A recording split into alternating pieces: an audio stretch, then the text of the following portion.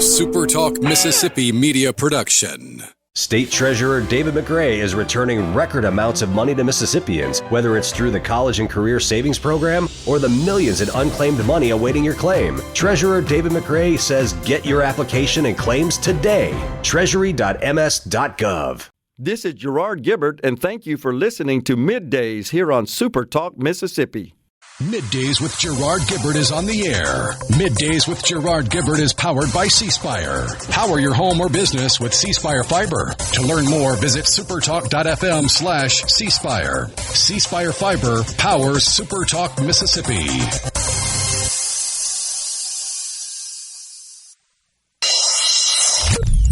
Get ready to go beyond the headlines and join a meaningful conversation with people from around the state. Hello. You're listening to MidDays with Gerard Gibert here on SuperTalk Mississippi.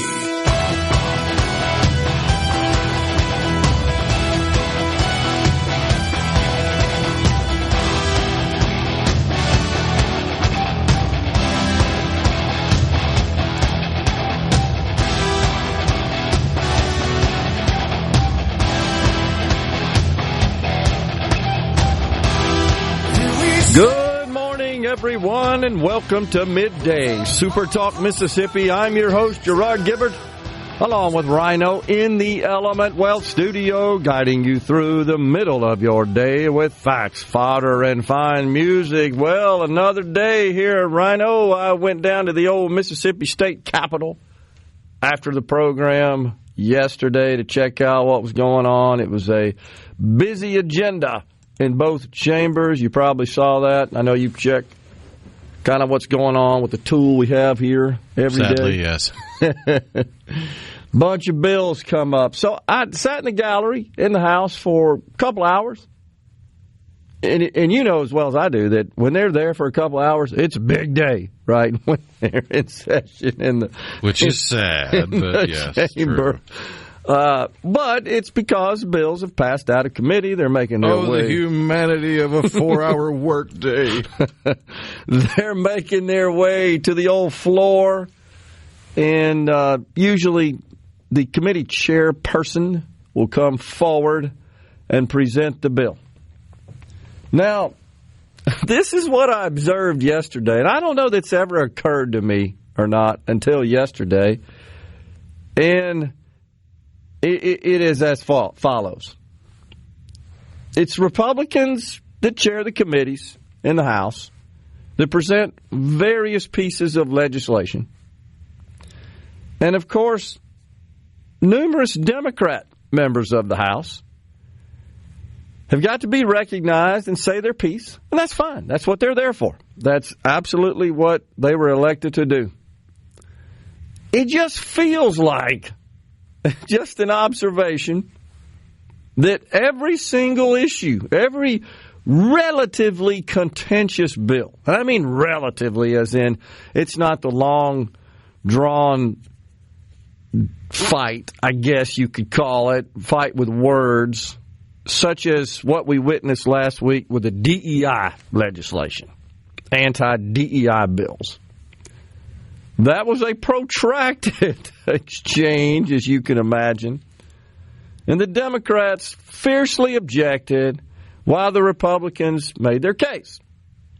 But what occurred to me yesterday is that every contentious measure seems to devolve down to race. Now, am I misreading this? I don't feel like it. No. It just felt like that everything's about race. So there was. If it's not race, it's going to be gender. Well, yeah, we've said that before, and if right? it's not gender, it's going to be sexual preference. Climate change is the other one. If it's not sexual preference, then it's whatever Save the Whales has come up with next. As I've stated before, the Democrats genuflect at the altar of climate change, race, and radical gender nonsense. That underpins virtually everything they do. And we're seeing that continue. It's what got them whipped in November. But best I can tell, in Washington, they've doubled down on that, right? Oh, the humanity, as you say, that someone would shine the light on this stupid spending that's beyond wasteful and crazy. What do you mean you're taking that away? We got to have Sesame Street in Iran. Isn't that what they're saying? Maxine Waters. I'm just going to say it. She's a buffoon. That's out of character for me. I don't like to say those kinds of things, but she drove me to it. I got to tell you. Truth hurts sometimes.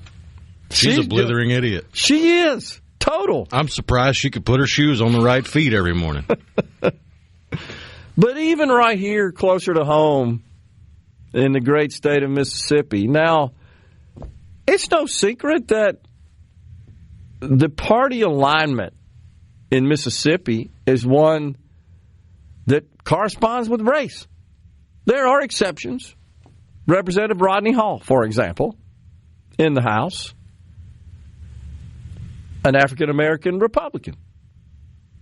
Now, he doesn't say anything because he supports the Republican legislation. But I'm telling you, Rhino, it felt like every single Democrat member of the House, which are all black. As far as I know in the House, I'd have to look at it closely again. I know there are two in the Senate who aren't, Senator David Blunt and Senator Hob Bryan. They're not black, but they are Democrats, and they caucus with the Democrats, and they support the Democrat agenda. But, man, in the House yesterday, there was just like a simple bill that I actually disagree with. I want you to know. It's a Republican bill that was introduced by Representative Gene Newman from Rankin County, who's a great representative. And this bill essentially would exempt from competitive bidding. It's just my nature. I believe fully in competitive bidding for every penny spent of taxpayer money. And it would exempt it for certain contractual services that deal with the Capitol and the Capitol complex, because apparently they had some problems with a vendor who did some repairs and, I don't know, used the wrong sort of material to make some repairs in the Capitol. I don't know all the details. He explained it. He did a great job of explaining the bill.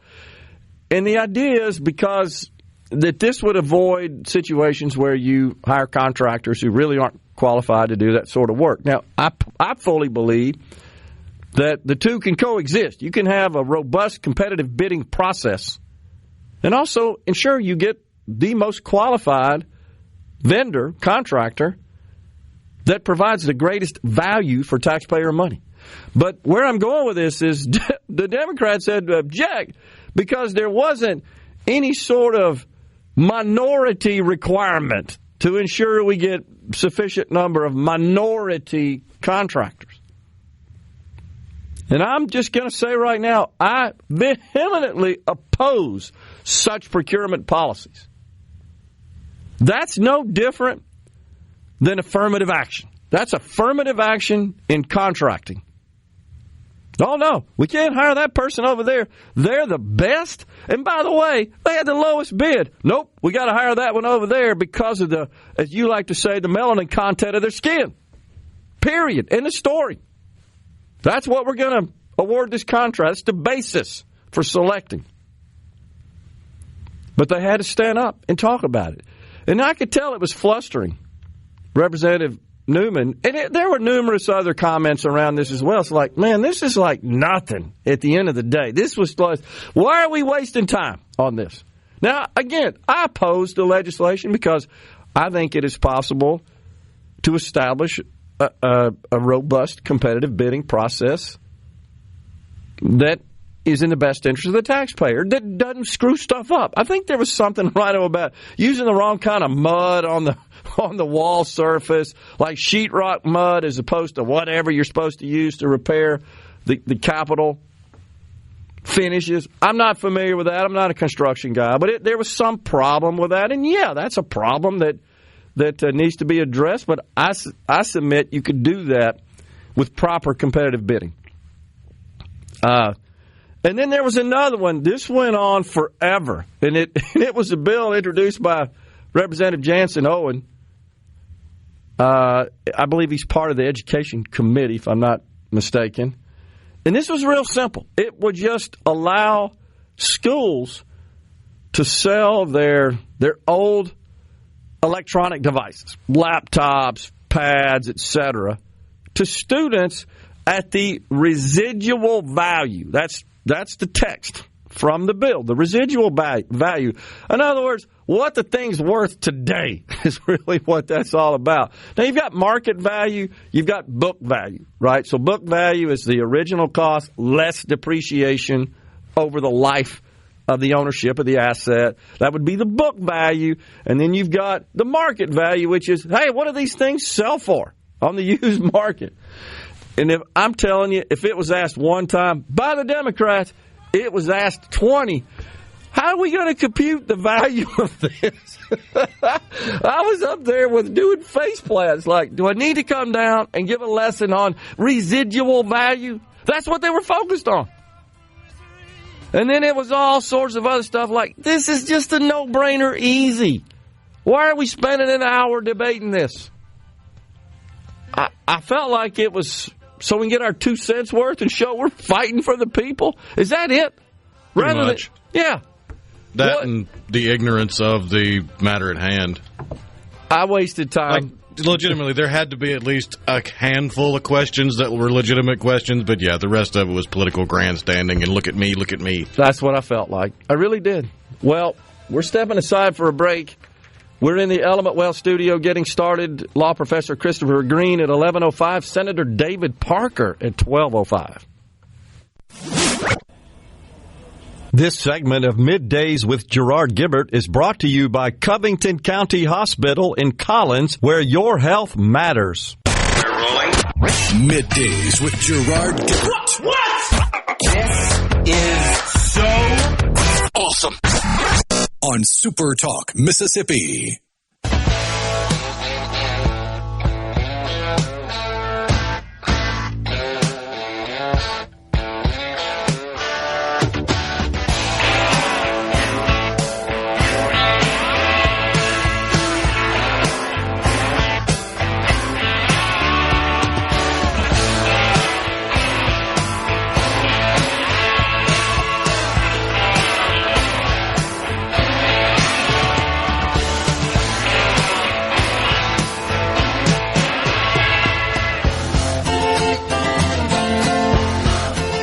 Welcome back, everyone. It's Middays. You know, I hate to come down on them like that because it's not personal, really. And I know it may appear to be. It's just occurred to me that we have all these issues in the state, and we have people down there who are legitimately trying to advance the ball to improve our state, and we just get stuck in these debates about something that's so teeny tiny, infinitesimal, inconsequential, such as how we're going to compute the cost of an old asset that's being replaced, an electronic device in this case, to just sell it at the residual price, which is like nothing, honestly. After it's been used for a few years, a laptop, a pad, etc., to a student. And we're getting tied up in knots on that. And I dare say, I don't think they ever understood the concept of residual value. It's real straightforward. It's basically the salvage value. It's what it's worth today, not what it was worth when we bought it. And then another member got up and made a rather forceful dissent on, well, they're going to ghost these machines and they're not going to have any software on them. I'm not kidding. What are we going to do? They can't use them without any software. That's not the purpose here. And if you're paying attention, you realize right away, he's banging his head on the mic there. Well, it's because the things I want to call these people, I can't call them on the air. So that's how little I think of these people. Do they not realize that the vast majority of software, or the consumption model for software today, is subscription? No, they don't. They don't get that. No. They don't understand why the sky's blue. Dog, or man. leaves are green. Well, that was Or frustrating. why rust is reddish brown. They don't understand the basics of anything. That's why they're Democrats. There was really, I'm telling you, there was a 20-minute discussion. And I'm laughing because hearing the term ghost. Because I remember when that software was introduced 25 years ago, whenever it was. And we used to use it in preparing machines for customers, of course. But it's like, yeah, you can't transfer subscriptions. Those have likely expired. You don't want to anyhow. So, student, we're going to sell you this machine we bought for $2,000 5 years ago for $100. You want some software? Knock yourself out. Go get you a $12 a month subscription to Office 365 for office automation tools, or the Google App Suite.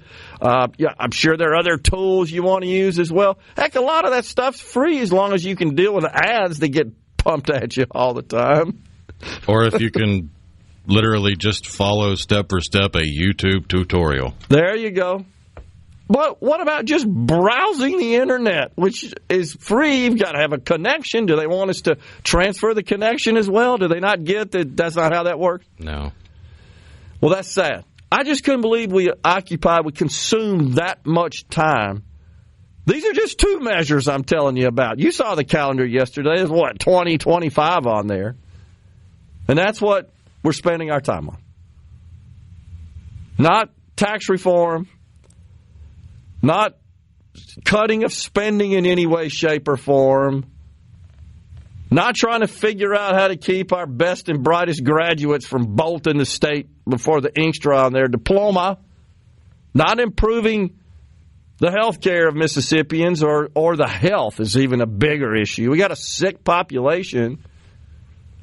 Not expanding our economy. No, we don't talk about that. All the things that could truly provide value for Mississippi.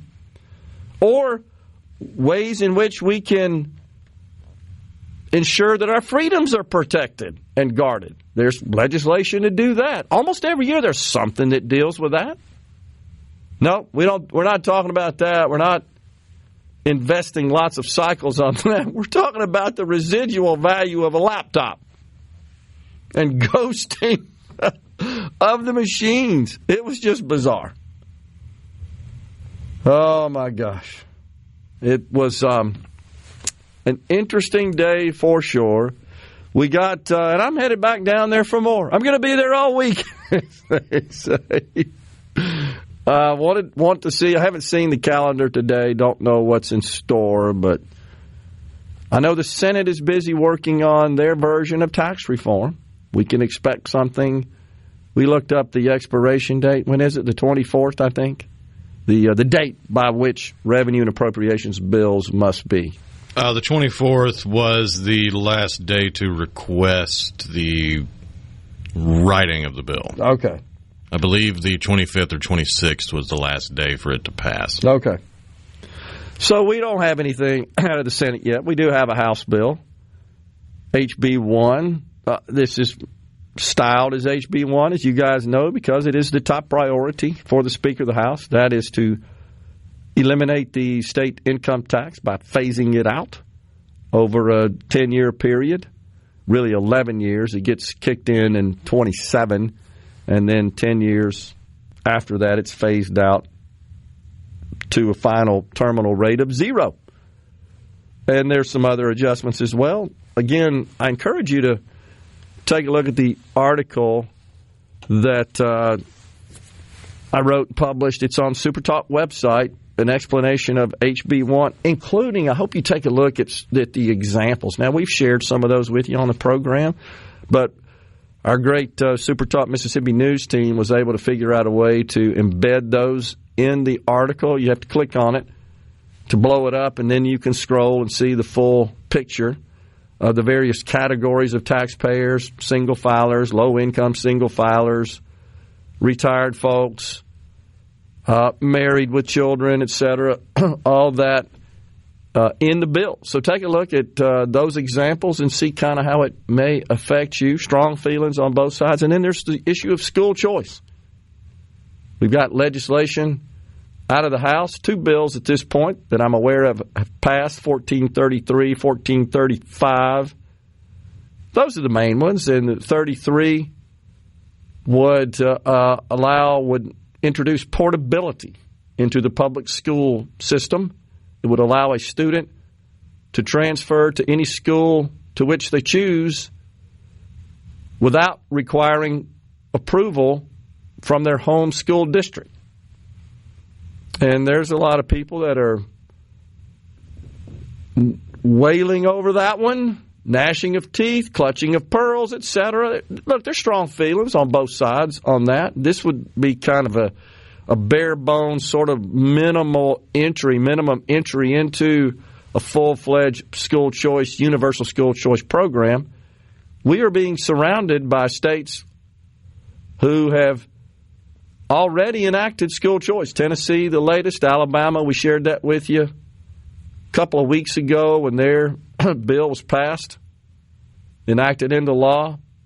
So all the states around us have implemented these programs. Mississippi lags. We can't seem to get any traction there. The House more on board than is the Senate.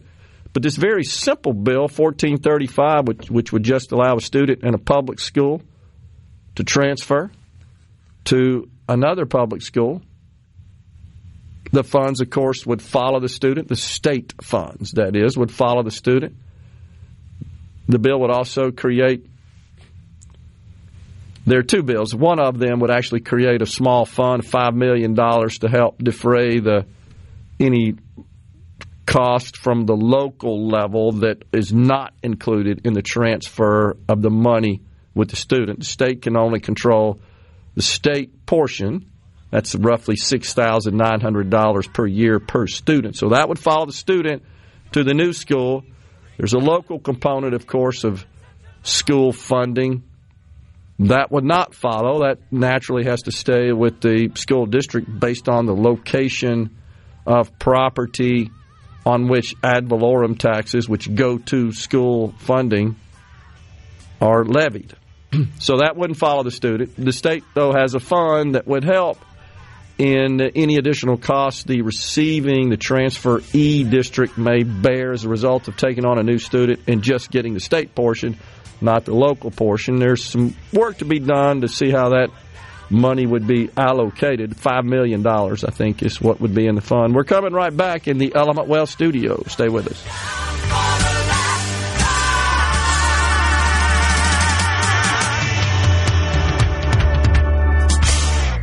This Valentine. Attention, adoring fans! It's time for Middays with Gerard Gibert on SuperTalk Mississippi.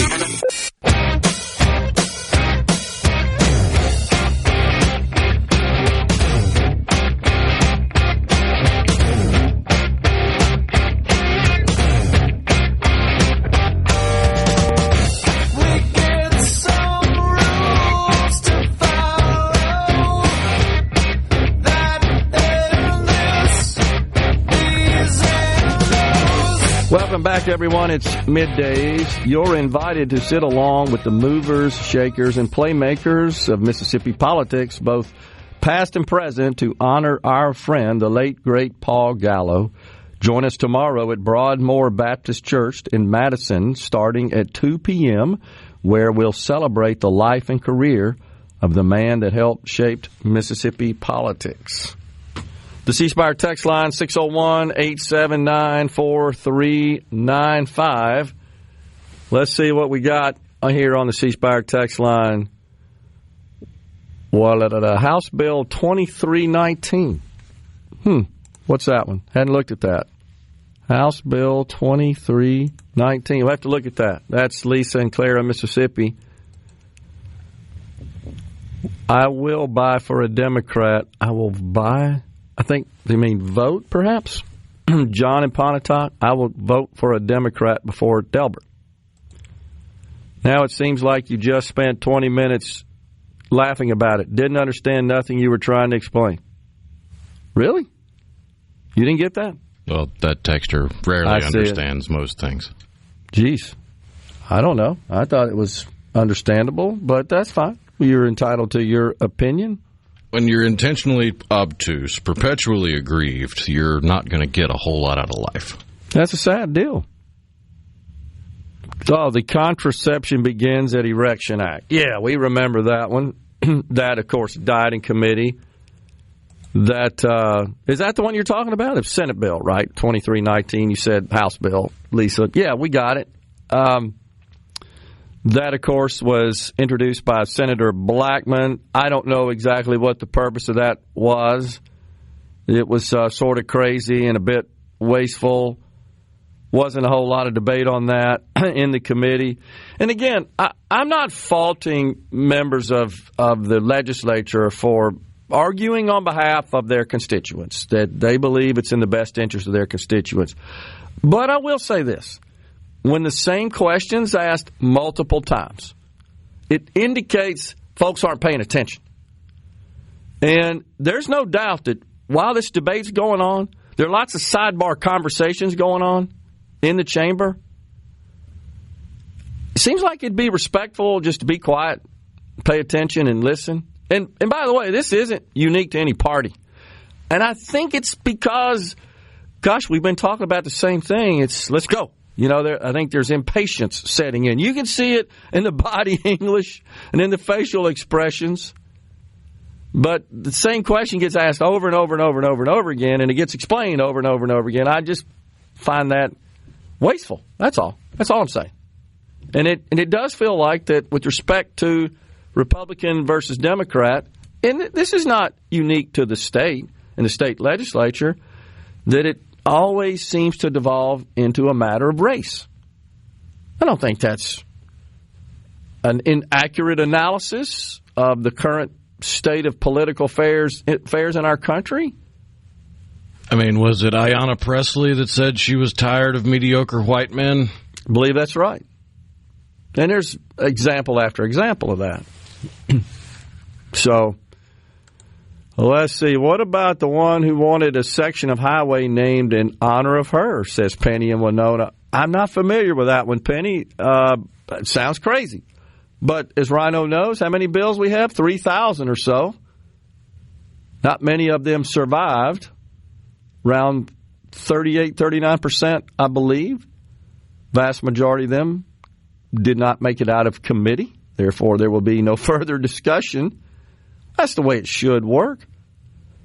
We've got Senator David Parker. We're fortunate to get him on the show today at 12:05, and we'll run through some of the bills that he oversaw in his committee. The Accountability, Efficiency, Transparency serves as Vice Chair of Public Health and Welfare as well. So we look forward to that discussion. Mailman Clayton says, as nuts as Maxine appears to be, what does that say for the people who elect her? It is a head-scratcher. I agree with you, Mailman. And we could, of course, make that question apply to lots of other reps and senators as well. State Capitol is at an historical landmark. Depth of archives and history has rules of what you can or cannot do. I don't think anybody was breaking the rules here, just to be clear. I'm just reporting an observation. That's all. That I'd like to see more focus on meaningful legislation. Not that legislation that Representative Owen introduced was bad legislation. I think that's fine.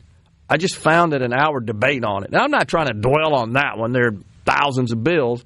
That's just one that appeared to take about an hour debate. I felt unnecessarily.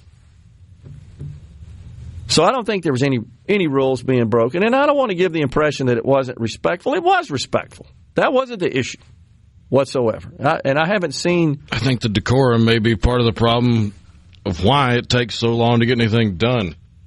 Because decorum dictates you can't go, hey, you idiots over there in the corner, if y'all would quit jaw-jacking, I wouldn't have to answer the same question 17 times.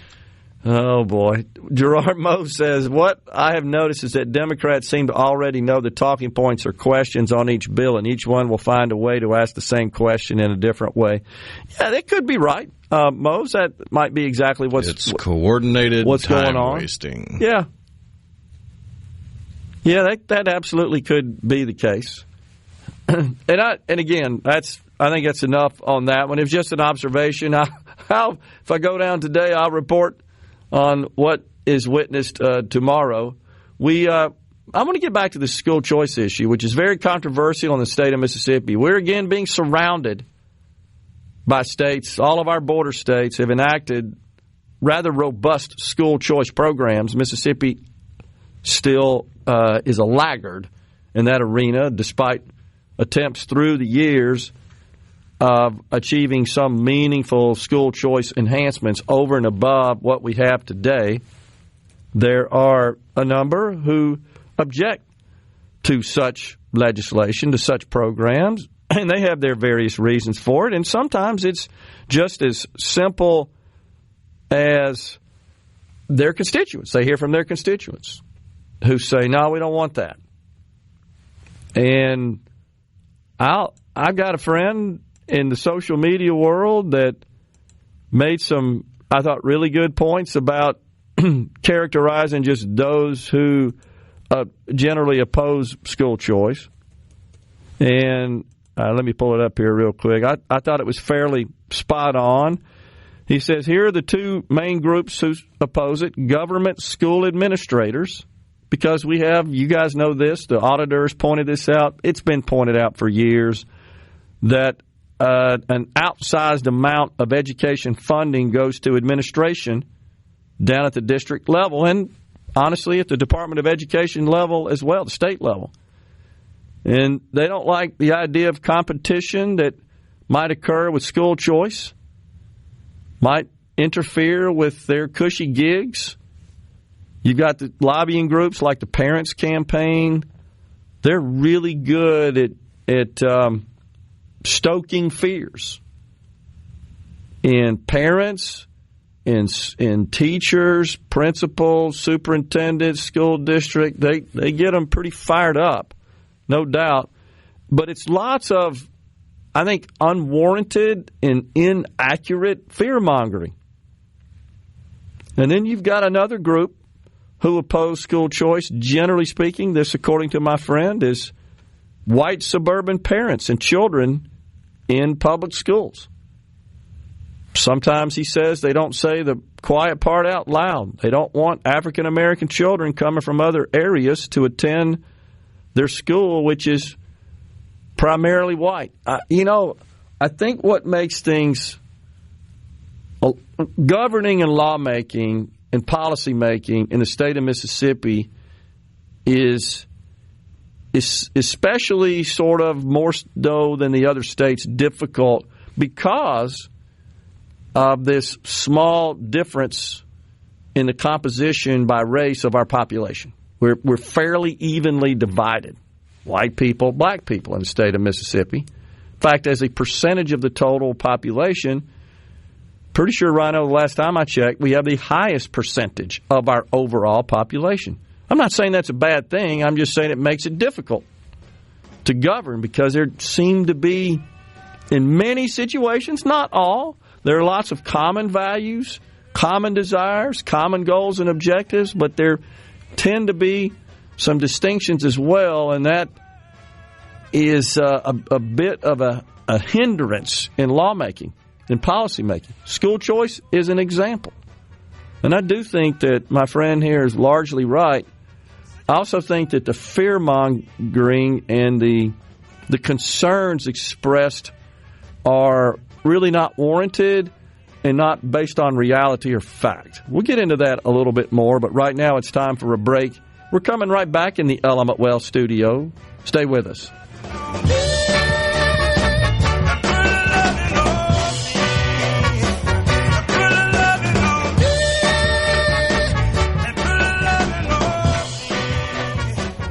The 60th.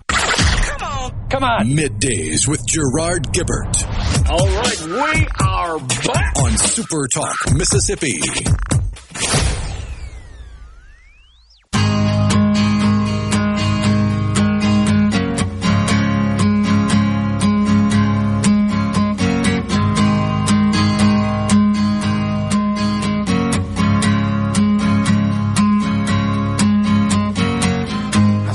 Boots all could use a few pounds. Tight pants points hollering down. She was a black-haired beauty with big dark eyes and points all her own, sitting way up high.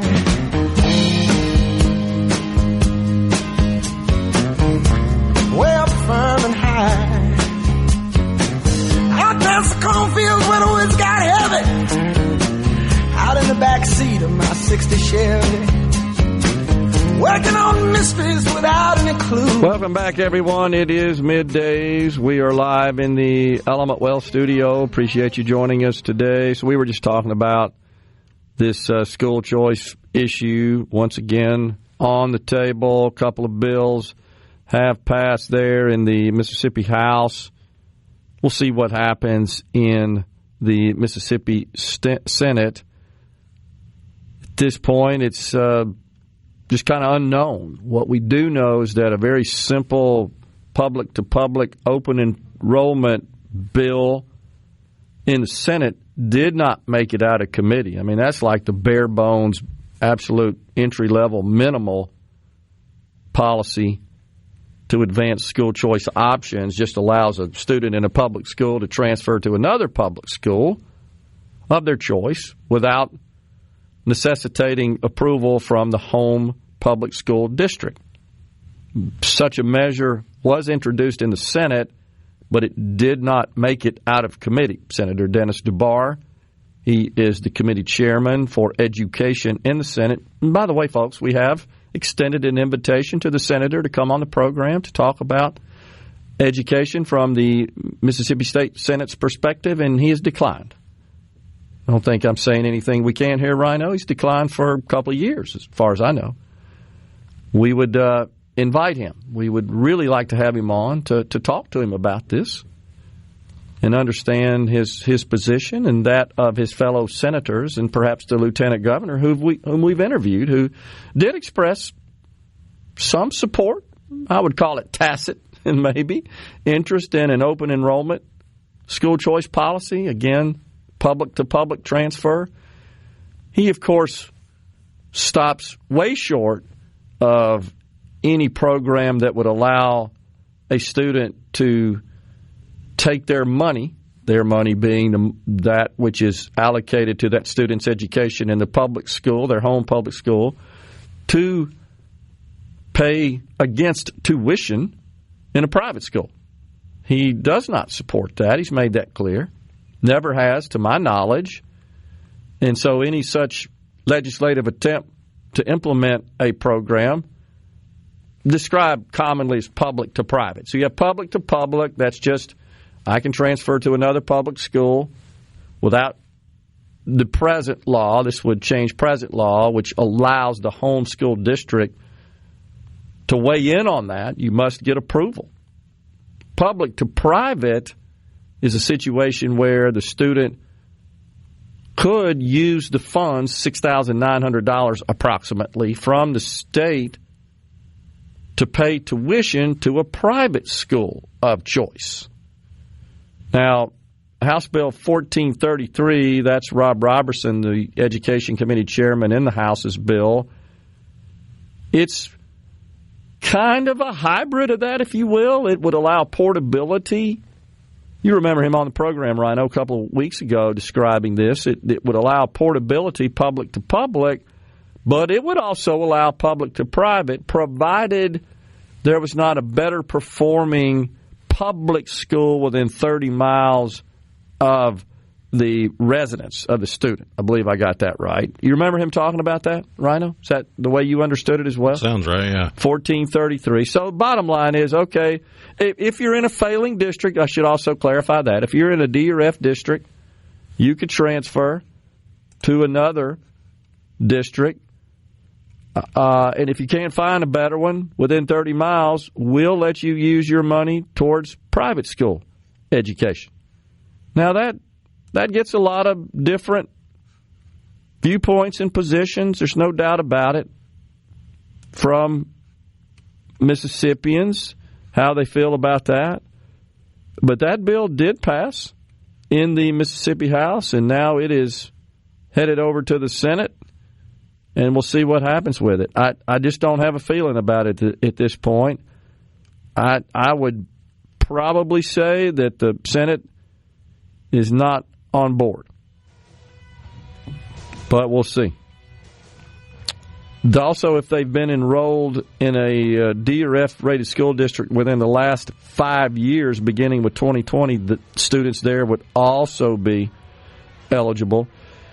If you're looking to take your child out of the failing district, you got to first look for, I said a better performing. It's actually an A or B within 30 miles. And the A or B school district has to be willing to accept the transferring student. So that's another caveat to it as well. We are coming right back after Fox News and SuperTalk News. And when we return, it's law professor Christopher Green. We're going to dig into some of the executive orders that were issued by President Donald Trump. Stay with us. Coming right back. Days with Gerard Gibert is brought to you by the Mississippi Business Journal. Visit msbusinessjournal.com. Scott Coopwood, publisher. And now, the talk that keeps Mississippi talking. That's what I like to listen to. You're listening to Middays with Gerard Gibert. Here on SuperTalk Mississippi.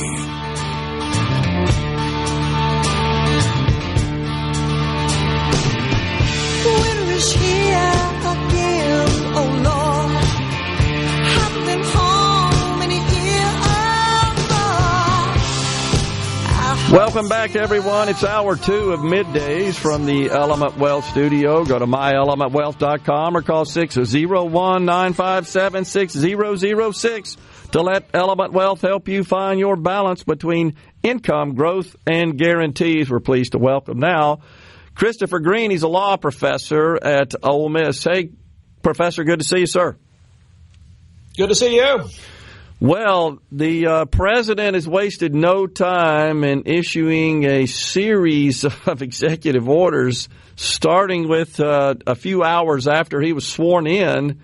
And, of course, no surprise, which has sort of become a rather regular occurrence in our country. Presidents issue executive orders, and then numerous different parties stand up and file lawsuits against them, and they sort of weave their way through our legal system. This is confusing for just the average citizen out there. You hear the argument, this is unconstitutional, then you hear the argument in favor of, no, this is fully within the right, the power vested to the executive branch. What can you tell us in general about that? Yeah, so there's this wonderful Saturday Night Live cartoon from I guess it's maybe 10 years ago or even more, and it's what it is. It's a parody of the Schoolhouse Rock when a bill becomes a law. Yeah. And so they, I'm just a bill, I'm just on Capitol Hill. So the thing from the 1970s talks about all that stuff, and then the Saturday Night Live one, said, I'm an executive order. And I pretty much just happened. But the reason, and then he kicks the statute kicks the bill down the Capitol steps. But basically, we've got a bunch of statutes that give authority. So sometimes the authority is given to an administrative agency. Sometimes the authority is just given to the president. The president can decide certain stuff. And sometimes it's just a statute that there's an argument that maybe there's some implicit executive discretion. So all of our criminal laws, the prosecutors do not have to enforce them, and the president and the attorney general and the U.S. attorneys and all the apparatus get to decide. They get to pick and choose which of these they're going to go for. So all of these executive orders, they can be in any one of those buckets. They might be something where the president gets discretion, and it's just exercising just straightforward discretion given under statute to the president. It might be telling an agency what to do. And there's a bunch of questions about the extent to which the president can tell the agency what to do. Okay. And then it might be in the third bucket where the president says, well, implicitly, some of I think the most troubling of these have been some of the impoundment questions, which, he really sounds kind of like James II, saying, well, you can pass the laws, but I just don't have to enforce them. And President Nixon tried that argument and got very specifically slapped down by Congress. So those are the three buckets. And then there's also the question, is any of this constitutional?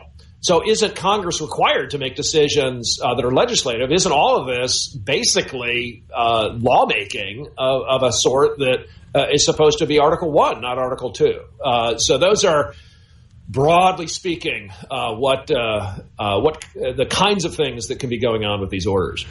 It feels like, Professor, and this is kind of more of a political opinion, I guess, than it is just related to the legality of these actions, that because we have a divided Congress and we have this filibuster rule in the Senate, it's pretty hard to get stuff through the Congress to the president's desk for signature.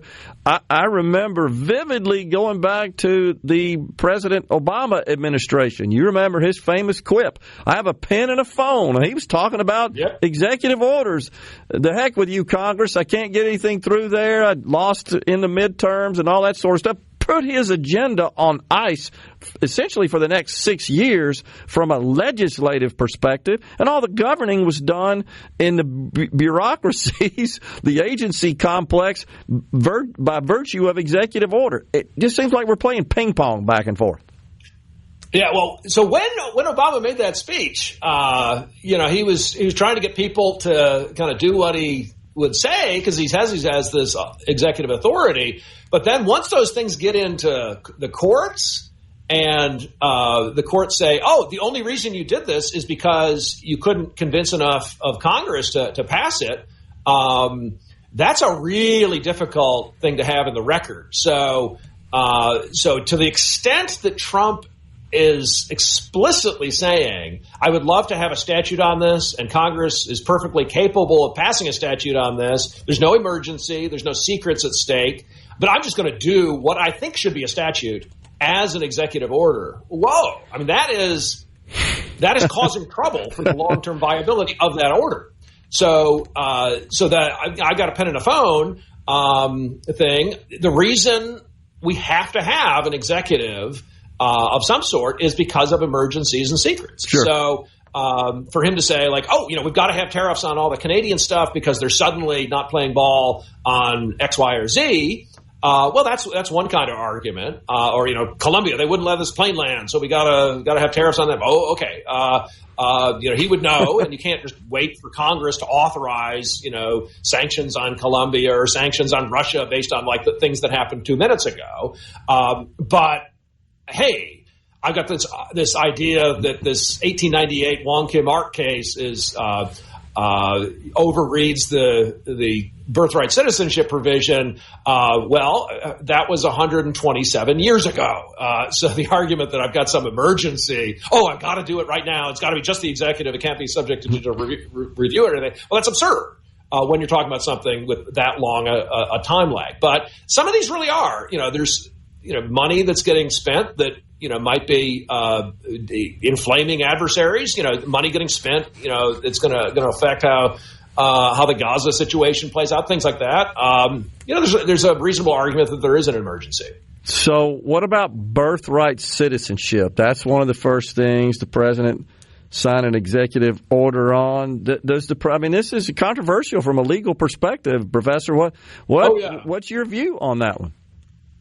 Yeah, well, so the president, of course, so obviously we have a huge number of folks who are subject to deportation kind of uncontroversially, people born outside the U.S.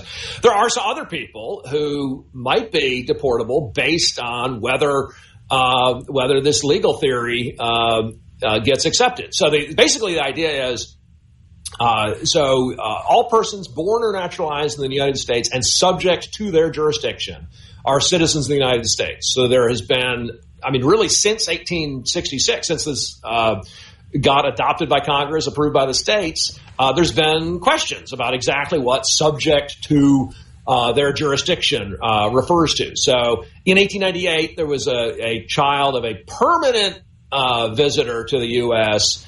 And the Supreme Court deemed this fellow Wong Kim Ark to be a citizen of the United States, to have birthright citizenship. But there have been some people who say, well, if you're the child of more temporary visitors or people who come illegally, that wouldn't apply to them. So this executive order takes both of those categories and says they are not citizens. There are a bunch of statutes that arguably conflict with that executive order too. So all of this is getting litigated. One question you always have when they challenge things in the courts is, does this actually matter yet? Do you have anybody with standing? So a bunch of states, they line up, and so under Democratic administrations, they line up. They usually go to particular places. There's a division in. So there's these districts, these federal district courts, and then they have individual chunks of them called divisions, and there's divisions with just one judge. So you can file, and you know exactly what judge you're going to get.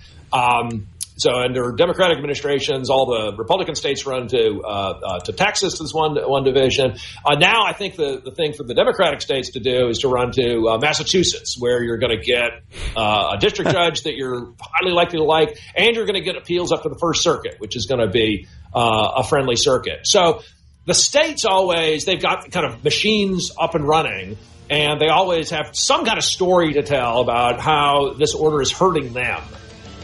And like, we can't, we don't know who to put in our driver's license database. Oh, man. A lot of those arguments have been not as good lately. So what you want to find, if you're, the state of Massachusetts, say, and you want to sue in the federal district courts in Massachusetts, you want to find somebody who is expecting a child tomorrow or something, or like waiting to induce labor and trying to decide, do I induce it this week or do I have to go up to Canada to induce labor? Hold your thought there, Professor. We got a break on us. If you can hang around, we can talk about some of these other issues as well. We got law professor Christopher Green. We're coming right back.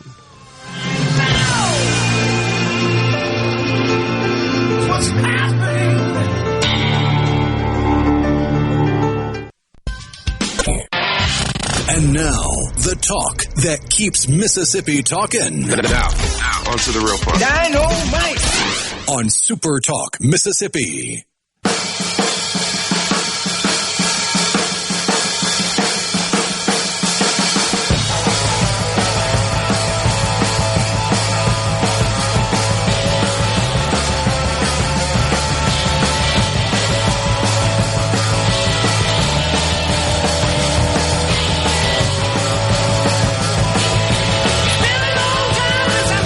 Welcome back, everyone. It's Middays from the Element Well studio. We're enjoying our discussion with law professor Christopher Green from the Ole Miss Law School. So, Professor, the birthright citizenship deal, your explanation was fantastic.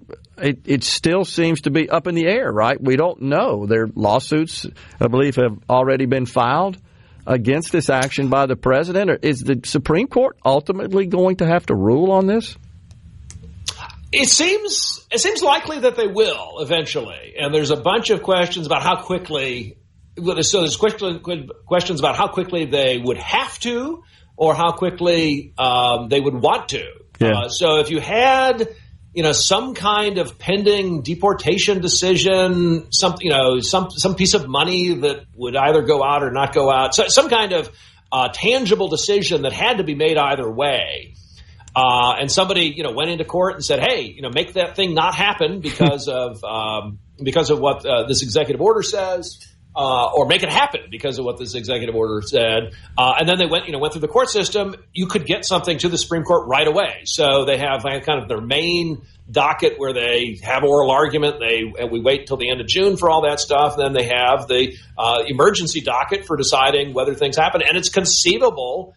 Depending on the situation, you could get something to this other docket. They call it the shadow docket, but it's perfectly open what they're doing. It's just they do it quickly. I got you. It doesn't seem too likely that this is going to suddenly get decided on the shadow docket. There are other issues about like the impoundment or the Humphreys executor. That's about whether the president can fire people. Those might get up to the Supreme Court on that shadow docket. This, I think they're probably going to want to take a while. If all the lower courts decide, Wong Kim-ark decides this, it's no good, they might just try to duck it.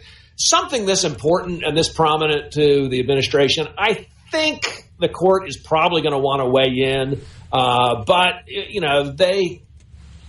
they might just want not to antagonize the president.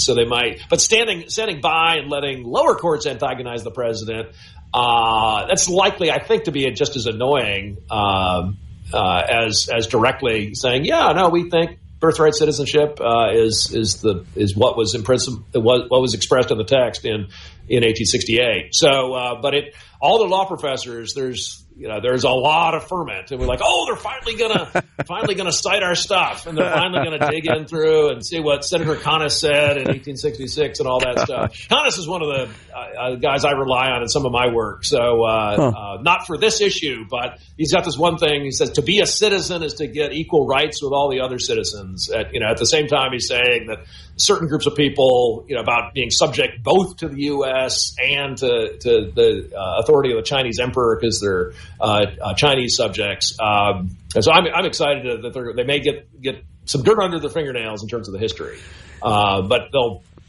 not right away, not next week. So lots of orders, probably by the end of 2026. Several orders, as you well know, related to the immigration issue. This was a hot topic during the campaign. The president ran on that. He promised to gain control of immigration. He pointed to what he viewed as failures of the prior administration to secure the borders, designating cartels as terrorist organizations. Is that something that a president could do, in your view, through an executive order? This looks like it's going to be challenged as well.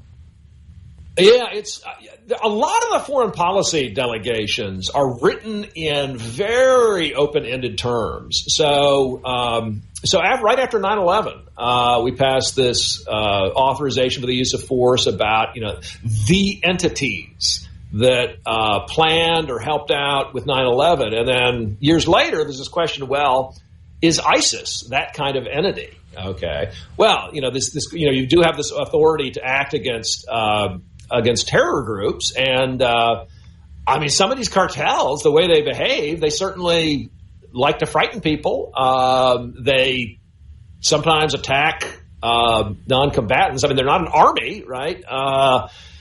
It's not a complete mismatch, and they threaten the security of the U.S. No question about that. They're not, they're not flying planes into the Trade Center, but they're putting poison on our streets, and there's a body count that's really bigger than 9/11 if you count up all the fentanyl deaths and everything. So it's not a completely wild argument. If you just look through the statutes, they're written very broadly. Generally speaking, Congress is like, Mr. President, please just take care of the problems. And the president's like, okay, I'll define the problems how I want. So that's why the pen and the phone authority really is huge. And there's been a lot of reliance by presidents, as you well know, through the years on laws that many of us didn't even know were passed decades ago, such as I think it was a 1953 law that President Joe Biden used to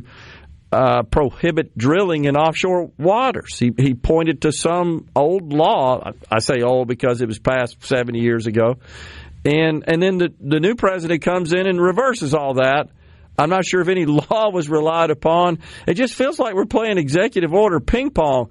And I think most people in this country would say, hey, as long as they're issuing executive orders that I like, I'm good to go. But when they start issuing executive orders I don't like, well, I want somebody to rein them in. What's the end game here?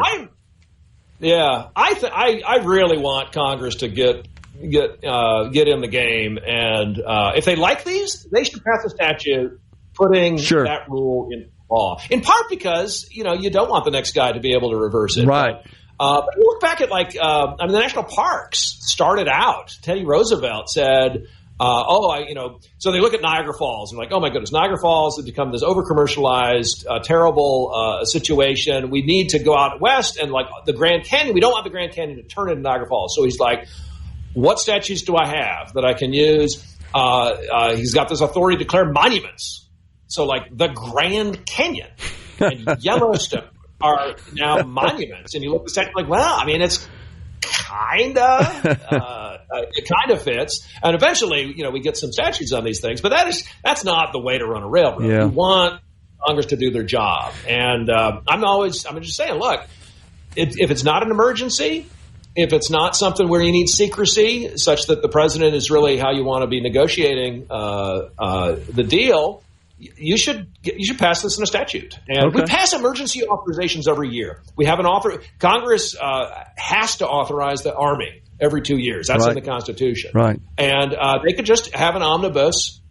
All the regulations, all the executive orders that we like, and they have to authorize it. They could list them. There's no shortage of paper for that kind of thing. They could pass a statute like that, but they, with it's closely divided and the filibuster rule and all that, they don't. But if they were forced to, I think they could. Yeah. I think they would really. But it's I think people who like the substance of the executive orders should always be thinking, well, yeah, so we need some more wincing about the method, some more concern about procedure and not just the substance. The procedure matters a lot. That's largely what the rule of law is about, is using the right procedures and having the right people authorize things. And I hope that when the president has these executive orders, he uses that in part as leverage to get the kind of statutes that really should be governing, so that we can have a law that's actually enforced. Well, it's a good point. Both leaders in both sides now, of course, in the control of the Republicans, under the control of the Republicans, both have indicated publicly, we want to try to get some of these orders codified into law.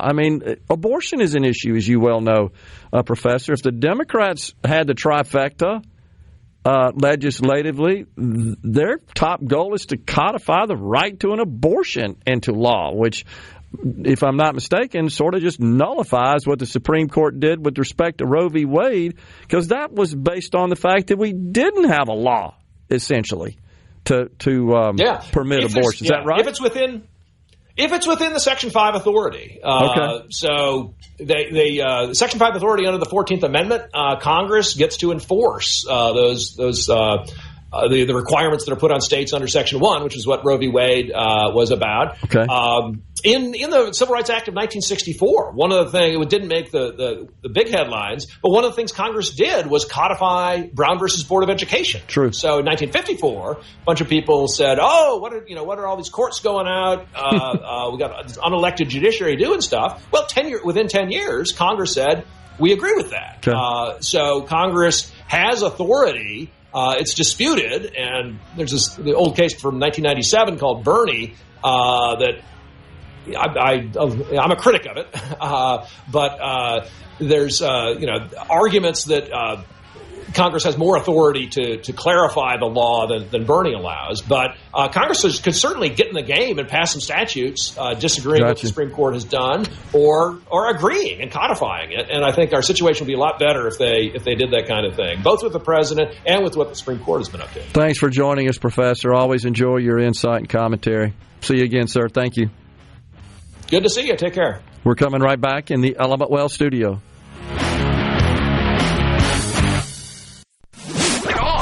Middays with Gerard Gibert. It is on SuperTalk Mississippi.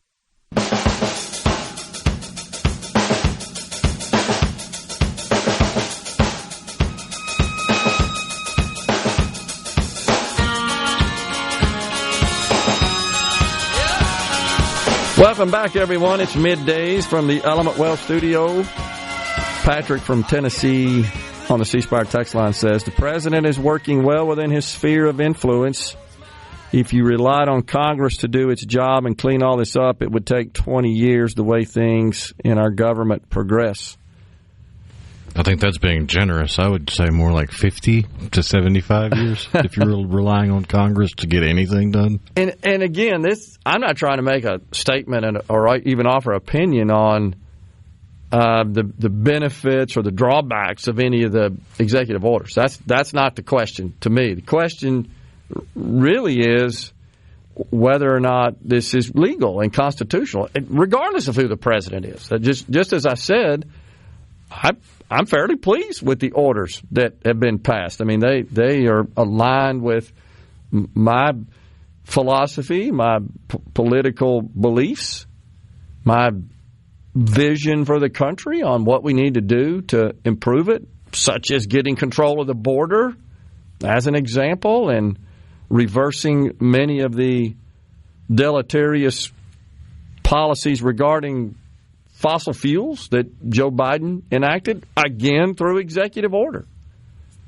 Shutting down some of the outrageous, crazy money that was flowing out of the USAID organization, and there are some others as well. Shutting down all the DEI nonsense. I'm just simply making the point that we got 535 people in Congress, and there's little activity there. That's a much higher bar to get anything done through the House, through the Senate, and then ultimately to the president's desk for signature. I can only point to one meaningful, somewhat significant measure that has been enacted into law. That's the Lakin-Riley Act, which I fully support and think was a great bill, a no-brainer. I'm shocked that, I guess I shouldn't be, that numerous Democrats on both sides of the Capitol voted against this no-brainer legislation to me. So I'm not opposed to the actions that are being taken. I'm just pointing out that the process is coming into question. Now, I question it under Joe Biden as well. I think we should all be concerned about following our Constitution and the prescriptions therein for how we govern.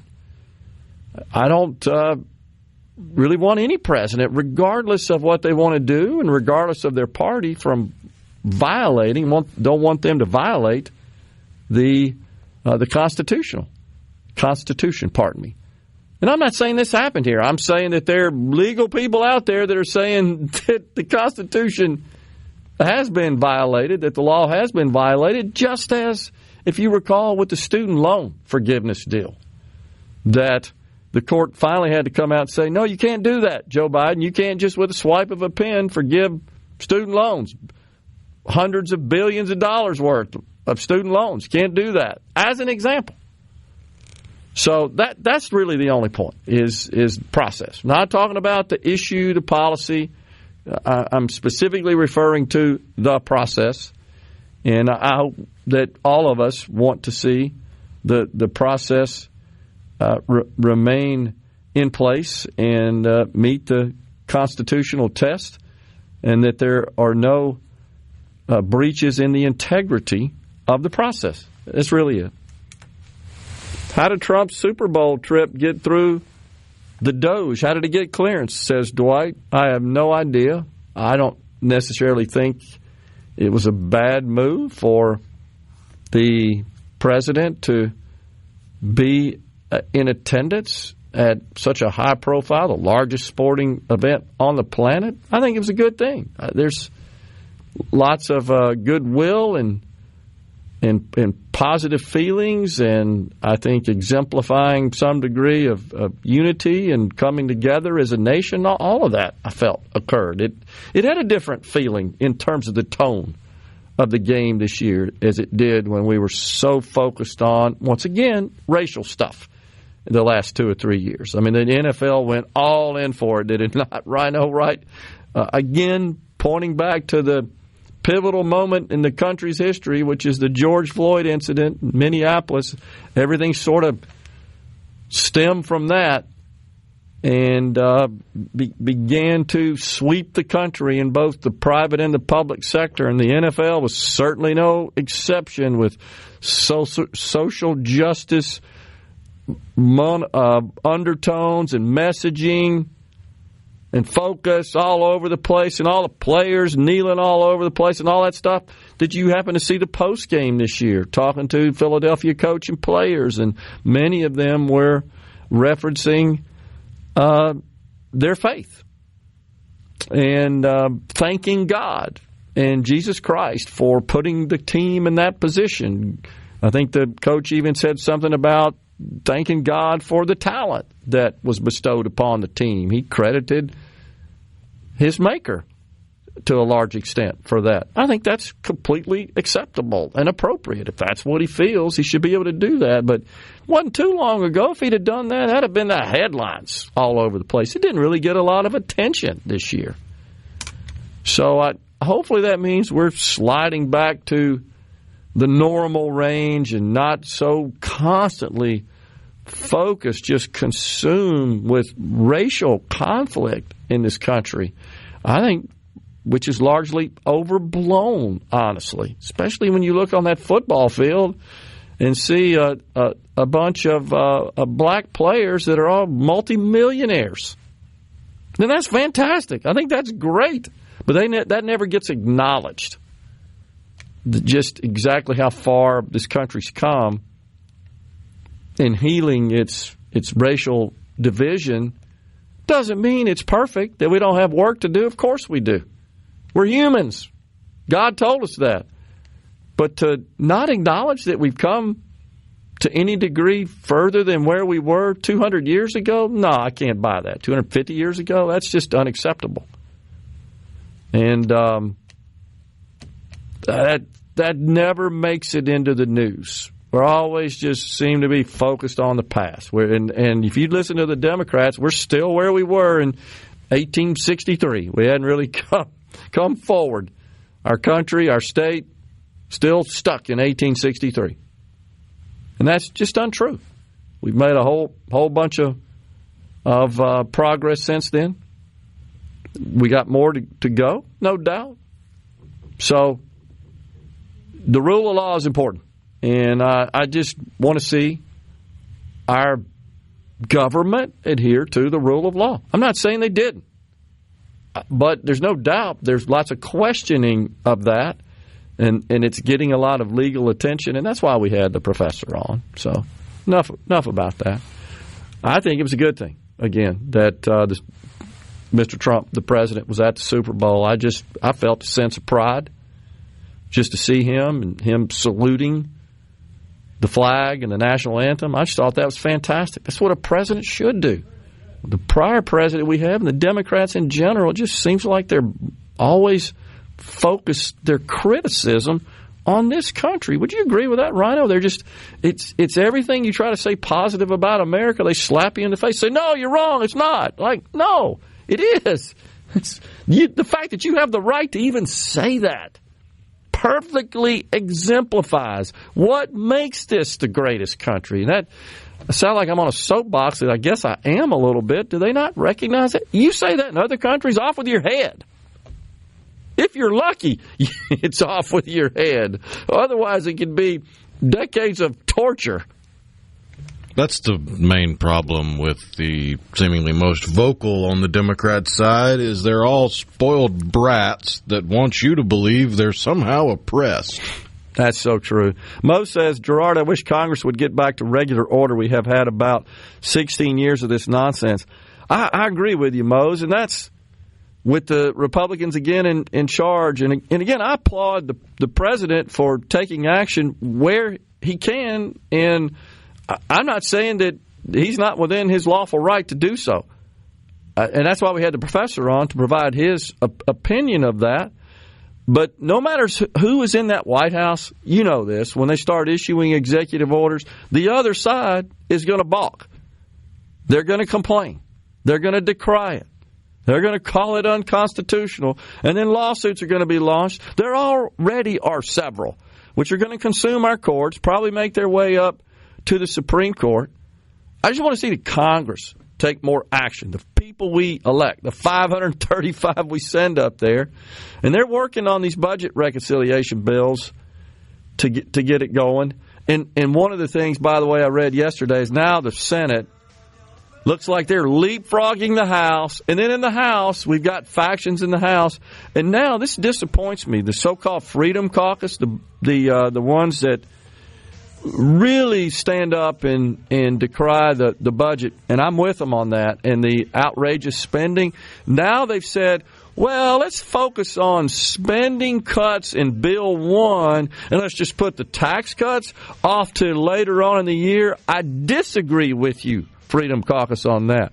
The Tax Cuts and Jobs Act needs to be taken up now. It needs your attention now. You're going to mess this up, and those tax cuts are going to expire, and Americans are going to, at that point, experience the largest tax increase in history if you don't get off your butt and get something done. We're coming right back. Stay with us.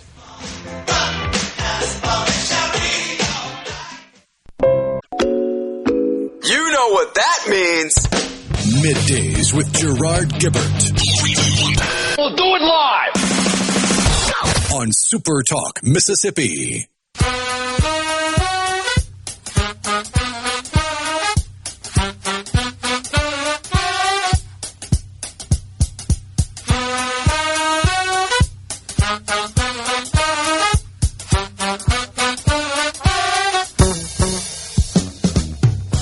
Music is a word within itself, with a language we all understand.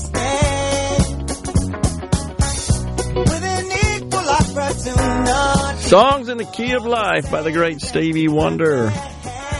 Sam from Mount Hermon says, how about the hotel motel tax? Sure way to cut the out-of-town visitors that come to the Gulf Coast.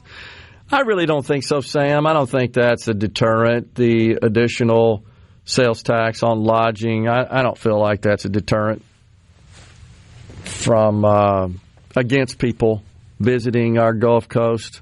It is a source of revenue for the state, and some of that, of course, is diverted to the additional layers, diverted to the municipality. Where I think that was an extension of his question from a few minutes earlier. Oh, I missed it. Okay, I got you. The Mississippi cities are asking to make their cities whole regarding the sales taxes. I see it now. Thanks, Rhino. Now, how does the Mississippi legislature achieve this? By what method? Can't raise corporate taxes. If you do this, this will surely start to move out. Gas tax, people will complain. Income tax, same thing. So where would you get the necessary taxes to compensate those communities that will be affected by this idea of lowering the sales tax? Well, lowering the sales tax, not sure where you're getting that from, Sam. The bill passed by the House actually increases, HB1 increases the revenue to the cities from sales taxes. And here's how. The current program in our state diverts 18.5% of the 7% sales tax levied on retail purchases. That's the standard state 7% sales tax. 18.5% of that goes back to the cities. Under this legislation, that diversion would end, but it would be replaced with a 1.5% sales tax on the purchase, all of which would stay with the city, or in this case, also would go to the county if the purchase was made outside of a city but in county territory. So this is actually an increase. That 1.5% exceeds the 18.5% of the 7%, which is the current model. Hope that answered your question. And, of course, that was a big issue and a big concern in this legislation to eliminate the income tax is how do we get offsetting revenue at the state level? And one of those ways is to retain 100% roughly of the sales tax revenue, but then add a 1.5% sales tax component that stays with the municipality. So it's really telling the cities, we're going to keep all this money, but we're going to give you this 1.5% that the taxpayers will incur an increase, essentially, from a sales tax perspective, but that's offset by a decrease in the sales tax on groceries, except there is a 1.5% component as well that stays with cities or counties if the grocery store is located in the county but outside of the incorporated limits of a municipality. So hopefully that answered the question there. Let's see. There was another question. I don't see, Darren Jackson, how any judge can prevent anyone to how they run the government. Could you sue if I don't like a law that Congress passes? Yeah, you can. And that's the purpose of the judiciary. That's why they're in place. It's part of our system of government. The three branches of government, the executive branch, the legislative branch, and the judicial branch. And we're talking here about the judicial branch, and their purpose is to interpret and issue opinion and rules on laws passed by the other branches. That's the way it's supposed to work. And in this case, we're talking about executive orders. So again, I'm not complaining about the orders. I'm just pointing out that the process has just come into question. And the reason it has is because it's just been used more regularly. We've seen more executive orders, and I guess it's more executive orders that have more impact, more meaning, more substance. A lot of times in the old days, I'm talking 20 years ago, a president would issue an executive order. You wouldn't even know. I mean, it wouldn't necessarily make the unless you're Jimmy Carter. Well, that was a little then you wind different. up with a whole bunch of departments that are just wastes of time, energy, and tax dollars. And that calls into question another matter with respect to, you're exactly right, Ronald, with respect to executive order. Can a president just create an agency or department with an executive order? Well, if so, then they should have the right, as has been the case in some orders issued by President Trump, to dismantle, as the left likes to say, or abolish that agency or department which was created by another president through executive order. I'm not sure I like that, honestly. I feel like that ought to be the Congress's responsibility to authorize new agencies. That's where they get their money from. It's from the Congress. The president can't independently appropriate money to such agencies. We're stepping aside for Fox News and SuperTalk News, and then Senator David Parker joins us.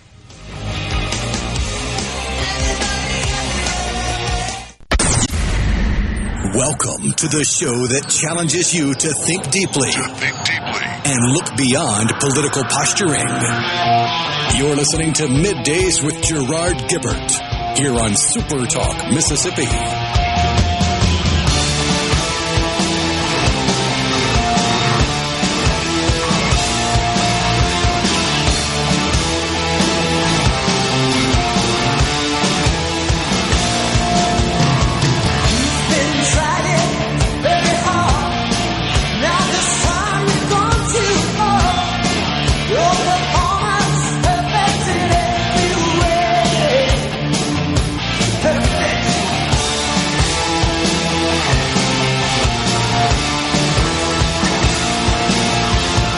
We're back with you in the Element Well studio. Thanks so much for joining us.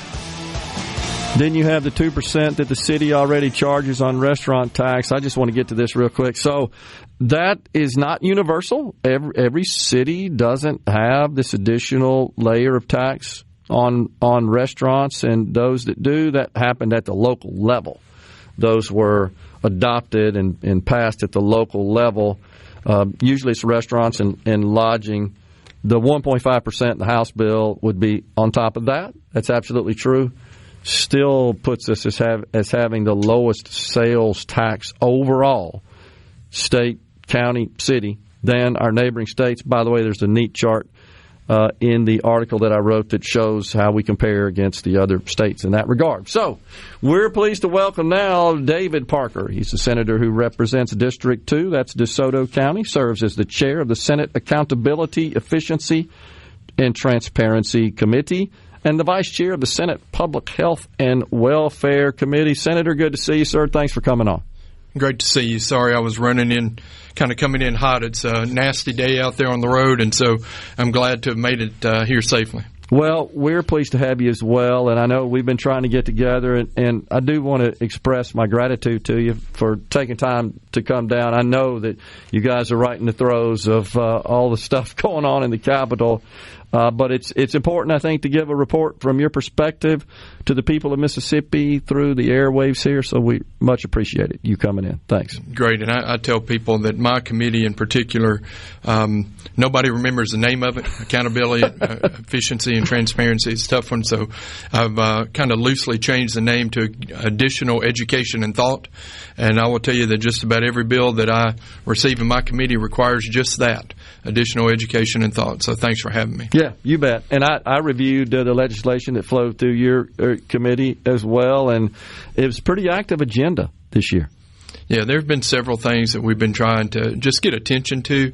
You know, it's a challenging situation because my counterpart on the House side will be given equal scrutiny to anything that passes through. So it's not the committee that's known for passing the most legislation. It's the committee that's known for getting more of the challenging issues. Gotcha. So let's just get right to it. You have been in the press, in the public square, in social media, etc., ignited quite the firestorm, as the media folks like to say, with this legislation that would affect not only the Department of Audit, but other agencies in Mississippi as well. The state auditor has essentially described it as one that would strip the power from the state audit department. I didn't quite see it that way, honestly, in reading through the text. I'm not sure that's totally accurate. Tell us your thoughts about what the catalyst was for this legislation, and then tell us what the disposition was. Right. So, this actually, I think one of the things that happened was, there was a contentious meeting in the Senate chamber between the auditor and another senator just shortly before the bill deadline. And so my bill comes out, and I think it was kind of construed that bill was a reaction to that or had something to do with that activity, and that is absolutely not the case. This legislation that was introduced came from a personal experience I had up in my area, and I'll just give you a little bit of background on it. I had someone called me and say there's a large press conference going on, and that someone locally has been arrested and that kind of thing. So I kind of tuned in and watched it, and we had a local person who, the story as I understand it, was during COVID, lost his job, applied for federal unemployment insurance, neglected, which was wrong, to put on there that he had a small government salary. I'm not giving any names on this for reasons I'm going to mention here just shortly, and so he was arrested, mugshot, big press conference, and then the next morning he and his attorney held a press conference saying that he had paid all the money back and that they didn't understand why all the press and the fanfare was given to it. So I called MDS and asked if that was the case, and was able to get some information. And they said, according to their records, that he had paid the money back, and that and concerningly that they had not heard anything from the auditor's office before the arrest. And so my concern there was that maybe the auditor's office did not get the information they needed ahead of taking this action. And so reached out to the auditor, and we did not have a very good conversation about it. He just mainly wanted to know who I'd spoken to at MDS, and I told him I was not going to share that information. And then he said to me, and this was concerning, he said, the gentleman we're talking about, he said he is a criminal and he needs to be in jail. And certainly we have a legal process where things like that can happen, but I really didn't understand, exactly what was going on with it. So I looked into it a little bit more. And so part of my bill just basically kind of said that if the auditor's office is going to bring suit, that suit would be brought in conjunction with the Attorney General. And as we bring legislation through, my hope had been that I could get with the auditor and the AG and come with, some language that, maybe was agreeable for both of their offices. But that's not what happened. The bill kind of came out, and before we even hit the ground Monday, it had been given a name, and that's fine. I mean, people are, fine to describe things as they want, but that's just really not what the intent was. Well, so we bring it out of committee.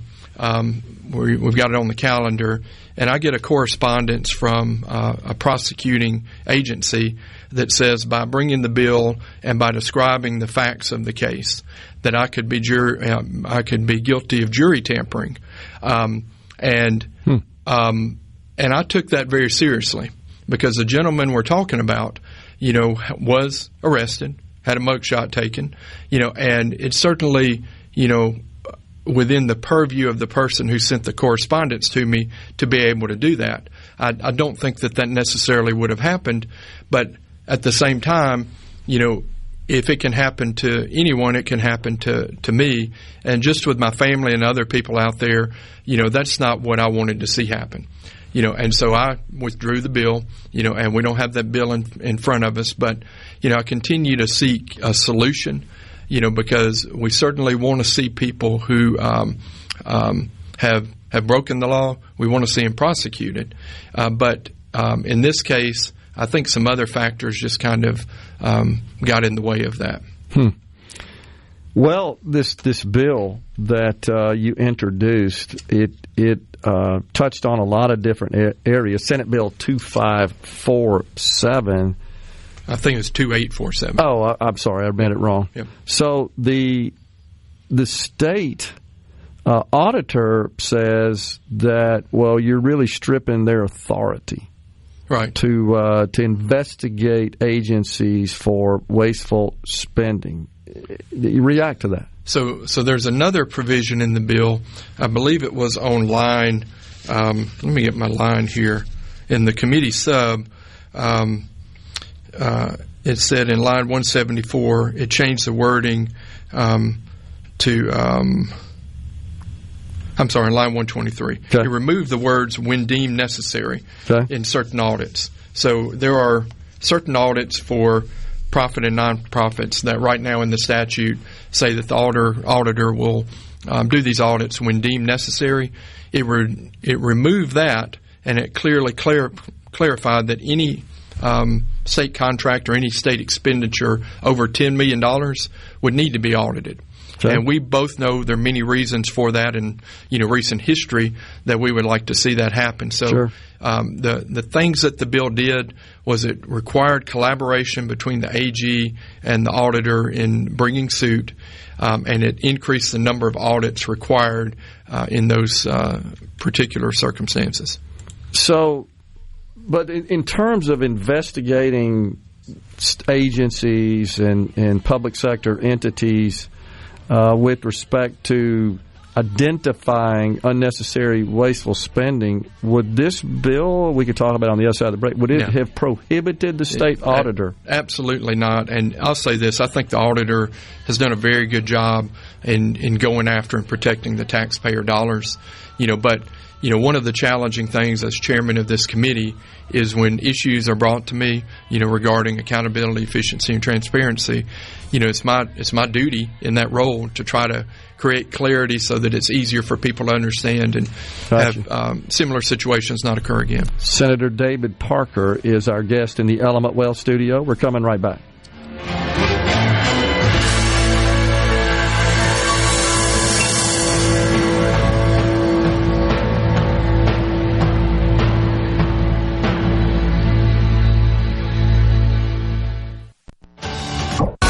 It's so awesome!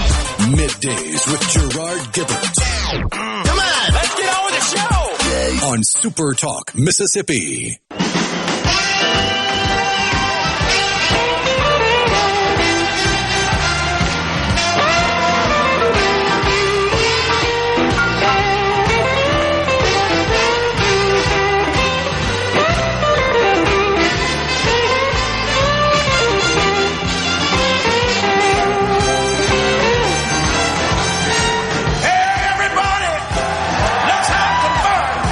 Your So the other thing about this legislation that would have sort of clarified just some of the procurement policies related to the State Department of Audit. You're aware of this, Senator. I'm not telling anything you don't know, but the public, many in the public in the state, believe that this was totally influenced by the lieutenant governor, that you were simply carrying his water. But you explained to me, I don't think I'm talking out of school here, you just said it in the last segment, that this is something that you'd been thinking about for a while. This didn't happen as a result of the hearing where the auditor and Senator Polk got into a rather contentious exchange there. And is it true that the lieutenant governor came to you after that and said, hey, I want you to go file a bill that would rein in the state auditor? It's true that the day after that weekend, the lieutenant governor came to me and said, what's in this bill? I've been getting calls and emails and all kinds of things about this all weekend, and then I kind of brought him up to speed more on kind of the background behind it here. So, no, he was not involved in that. Way I look at Jackson is that you can be involved in policy or you can be involved in politics. And if you look at my career of being here, I have tried my best to steer clear of the politics as best I can, and to just look at the policy and make improvements to deficiencies that we find. Because there certainly are improvements that we can make that don't cost taxpayers any dollars, but can save taxpayers dollars by implementing them. Okay, so you don't have any objection, as many in the public would say, to actually rein in unnecessary, wasteful spending. In fact, I've got a bill this year that would give the procurement board more authority to look at contracts and to look at particularly emergency contracts and to give those more vetting, because I think there have been over the years some ways where certain contracts have been given exclusions, and the system has been given a way where maybe the transparency has been at least decreased. And I think we can do a better job. And in an era right now where I'm excited about what I see DOGE doing, I see, improvements in, every, aspect of federal government. I think it's our duty at the state, to work together to see those same improvements occur here. So that's why I have a different bill, to work on that. Okay. Well, even if this bill had passed, it would not have precluded the state auditor from reporting and investigating agencies and then reporting wasteful spending. It would not have. It could have still done that. Absolutely. In fact, it would have given more avenues and more instances where that could and should be done. Well, yes. I want to make sure, because that's the way I interpreted the legislation when I read it, is that I didn't see anything. That's the way it was written. Okay. That was my understanding in writing it. But sometimes, politics kind of change interpretation, and, it's not a slight or any kind of comment, for or against the auditor on this. I think just depending on the situation at the time, I think an interpretation was made in haste. Well, that's what I wanted you to come on and clarify for members of our audience. That's the way I interpreted it. Also, the state auditor engaged a third party, spent $2 million, and we could debate ad nauseum on whether or not we needed to do that. But I do have concerns about any agency having the authority to contract with third parties for certain services that somehow would not be subject to review by the Procurement Review Board. And I'll follow up on that by saying, Senator, I have opposed the statutes which exempt certain personal services in our state from competitive bidding. They've been on the books for decades. Right. And I think it leads to lots of wasteful spending at the state level, at the county level, and at the municipal level. I totally agree. And there are actively many bills in the process right now to decrease that scrutiny that we're having right now. I have extreme concern, like you do, over those bills moving forward, and I'm working to make sure that anything of that order hopefully comes to my committee so that I can prevent such measures from taking place. We need to go in the other direction. These things need to be repealed. Amen. Amen. There's no reason why we cannot competitively bid every dime within reasonable limitations on the range of the procurement, the extent to which the competitive bidding needs to occur. Anything from not advertising, getting a couple of bids, to full-blown RFP for certain expensive procurements. So one of the other challenging roles that I have in serving in this chairmanship is that I sit on the PPRB board and I sit on the personnel board. I'm not able to attend most of the meetings, but I do get reports from each of those meetings, and I look through some of the things that occur. And we have very high-risk children in the state who have some both law enforcement issues and also mental issues, who are ordered by judges into facilities outside the state for huge dollar amounts. And that's something that I'm continuing to try to find solutions to. We've got some opportunities in the state to provide those services here, but much like in that case, there is some waste that's going on because we can't get everything that we need to get done in the state, and those are the challenges that I try to meet. Okay. Well, before we get off the procurement subject, I know we want to turn our attention to a couple of other ones. I got to ask you about Senator Angela Hill's bill. That's the one I had on my screen when I said 2547. That is the bill as opposed to 2847, which deals with the state auditor primarily and other matters there. But this one would have prohibited public sector entities from granting preferential treatment based on race and ethnicity and gender. And this did not make it out of your committee. What are the issues there? So that particular bill, just kind of got caught up into, the huge number of bills that were there, and if you look at the number of bills that came to my committee, I tried to look and find the ones that were not being dealt with elsewhere. I do think we've made a very strong effort this year to look at DEI and to kind of bring attention to that, and the situation you're describing is certainly an arm of that to some degree, and I think we can make some progress on that through other legislation. And, Senator Hill is someone I work with all the time. She has great ideas, and I don't think she was even able to come and speak to me about that bill before we even had committee meetings or until we finished them. So not all bills make it through, but that doesn't mean they're a bad idea. It just means that, from the conversations that were going on, they just didn't make it to the forefront at this time. As a victim of these law, or not laws, but policies, certainly at the municipal and the county level, I strongly encourage you guys to pass this. I've been squawking about this for 30 years. Yeah. We will never fix the city of Jackson, ever, if we don't get something like this passed, because that is the root cause of all the problems in the capital city of Mississippi. It's corruption and procurement, and it stems from this preferential treatment. It's all they care about. Right. What's the race of the contractor? Okay, they win. That's all. That's why we got bad roads, bad water, crime. Everything stems from that. And to your point, and it is an excellent point. One of the things, and I just did a bill for Ted Hennepin, our third-party receiver, on the floor just before we came here, and he has done an excellent job of using the resources that he can with his authorities to find contractors who have come in and I think are doing a good job at putting a challenging water and infrastructure system back together. And it's an indication to me that with the proper people, the most vetted and the most able to complete the contracts, we can produce a better result.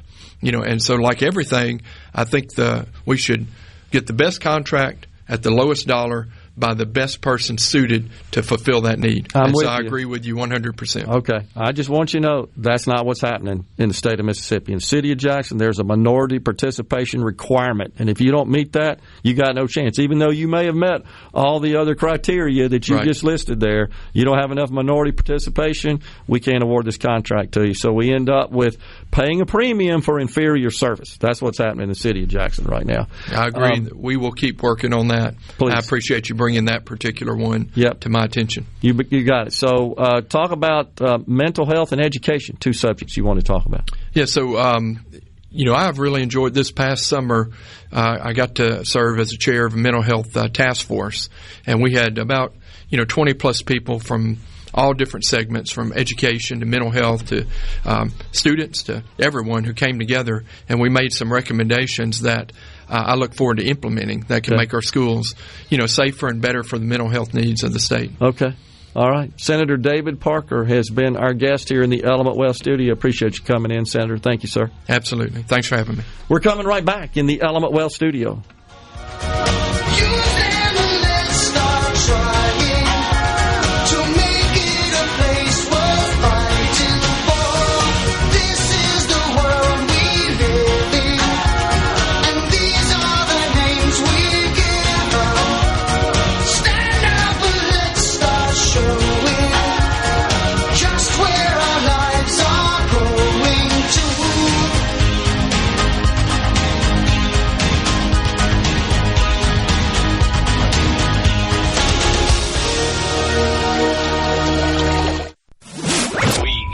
This program.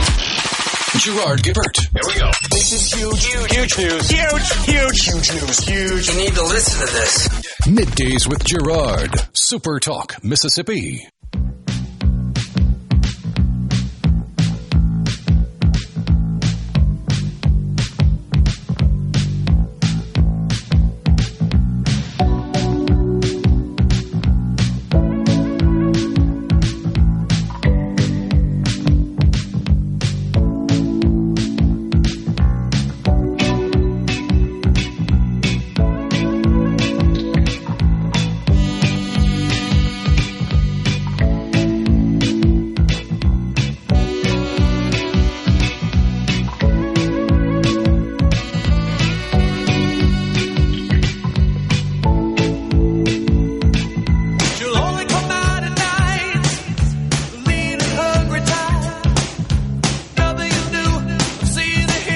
We are back in the Element Wealth studio.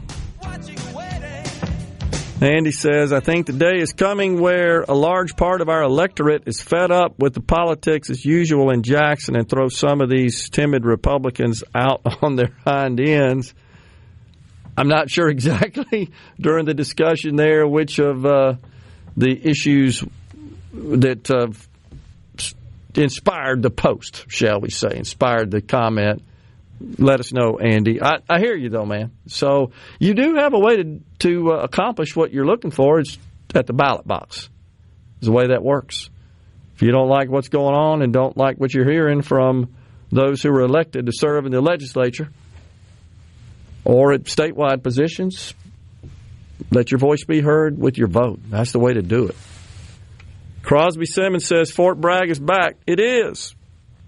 He says, I'm so proud to see Secretary Pete doing the right thing by all of us. Fort Bragg is back. It was pretty clever, as you know, Rhino, because it's the Fort Bragg in this instance is utilizing the name, I believe, of a World War II soldier, right? Correct. And so it's not the original individual. Was it General Bragg for whom the base was named after?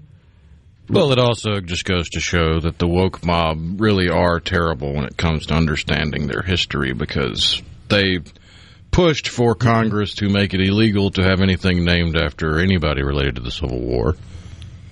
Right. And the naming of Fort Bragg was named in honor of his service in the Spanish-American War. I didn't know that. He just also happened to have fought in the Civil War. Oh, okay. But the Democrats and the leftists and the wokies and all the bleeding hearts never let real history and facts get in the way of their nonsensical narratives. You're right. I'm looking at it right now. He happened to serve in both the Mexican-American War and a Confederate general. They went crazy. Oh, we can't do that. So, but the Secretary of Defense, Pete Hegseth, found, shall we call it, loophole. He found another worthy individual after whom the base is now named. I love it, honestly. That's thumbing your nose. It was idiocy to start with, was it not? Who could forget during the COVID era out there in San Francisco that every time they had a school board meeting, they weren't talking about ways to get the kids back in the classroom so they could learn. Oh, no. They were talking about renaming schools. Consumed with that. Unbelievable. And that, to some extent, kind of illustrates the point I was making earlier about what I observed in the House yesterday. And I'm being more, I guess, a communicator. I received a text from a former member of the House whom I very much respect, really smart person, and was a great rep as well. Also ran for statewide office. And he said, this is just the way it is. We really can't change it, and it's for the best. Many legislators don't have anything to do. I'm not exactly sure what that means. That good chair people are in their offices working on their agendas. Not what I observed yesterday. They were all on their seats on the floor because they were voting on legislation. So this wasn't like they were just speaking into air. Sometimes you'll see that in Washington. They're just getting their time in the well there to speak. And you look around, C-SPAN will pan the floor, and they're like, where is everybody? There are like 3 people there, while some legislature or member of the House or Senate just bloviates about something. I get it. I'm not even suggesting change. I'm simply communicating to this audience 99.99999% of don't have the time, honestly, to go sit in the gallery and observe their government at work. Also, likely don't tune in, even though you can view the proceedings. You can tune in and listen to the proceedings. Most people don't. They just want their government to take care of their business. I just happen to go down there and check it out. Sometimes it's so I can pass on to you guys what I observed. And that's what I saw. That's all I'm doing, is passing that on. No big deal. I did not know that the previous administration had forced the Army to change the name of Fort Bragg to Fort Liberty. Yeah, it was more than that, wasn't it, Rhino? That wasn't the only base military installation that was renamed. It was changed yesterday back to Fort Bragg, except instead of a Confederate general. That's right. It's named after a World War II Medal of Honor recipient, Roland Bragg, says Skip and Pearl. Yeah, it is genius, is what Skip says. We agree. The Secretary of Defense, Pete Hegseth, his team, they found someone else that shared the same last name as the Confederate general and said, okay, we're going to rename it after that individual. It's Fort Bragg. How about that? Brandon from Boonville says, the bid process definitely needs work. The low bidder is not always good. It costs the state more money to fix problems down the road after warranties have expired. Some issues don't show up during the warranty period, just my opinion, but I'm sure it's shared by others. That's not actually how it works, Brandon. That it's lowest and best. There is some subjectivity, but when major purchases are made in the state of Mississippi, they're done through procurement. Is done through RFP processes where there's a weighted matrix of scoring, and no more than 40%, I believe, under current law, can be associated with the price. So that means that you're scoring both qualitative and quantitatively, and that's designed to get the lowest and best, the best value for the taxpayer. But I agree with you. What I'm